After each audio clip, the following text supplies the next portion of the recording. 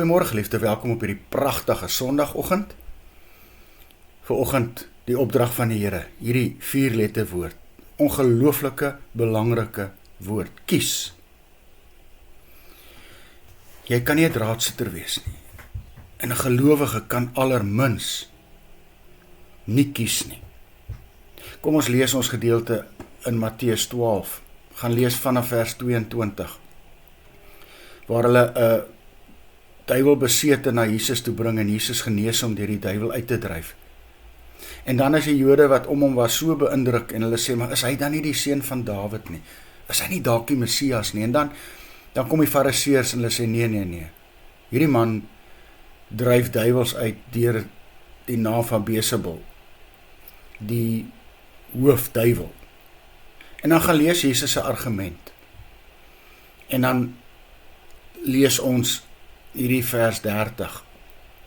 As Jesus vir hulle sê, wie julle nie by my skaar nie, is teen my. En wie nie saam met my bymekaar maak nie, hy verstrooi.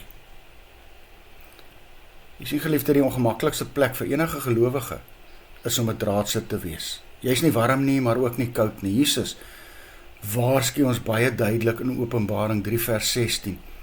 Omdat jy lauwarm is, nie warm nie, en ook nie koud nie, is ek op die punt om jou uit my mond te spoeg.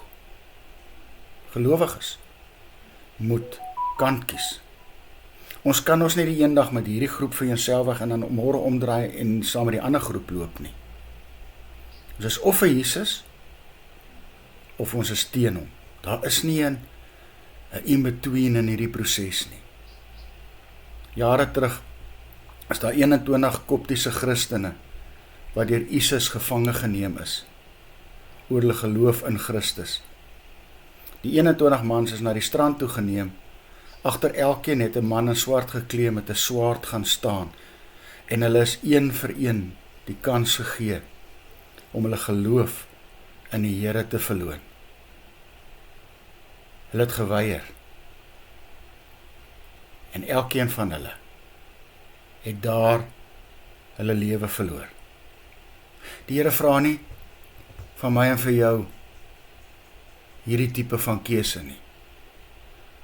Maar geliefde, daar's elke dag in ons lewe geleenthede waar ons vir Jesus kies. En as ons nie kies nie, of dink ons staan neutraal, kies ons eintlik teen hom. Ons kan nie bekostig om draadsitters te wees nie.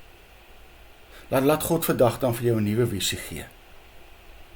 En dit gee vir jou die rede om in die oggend op te staan, jou moue op te rol en vir hom aan die werk te spring.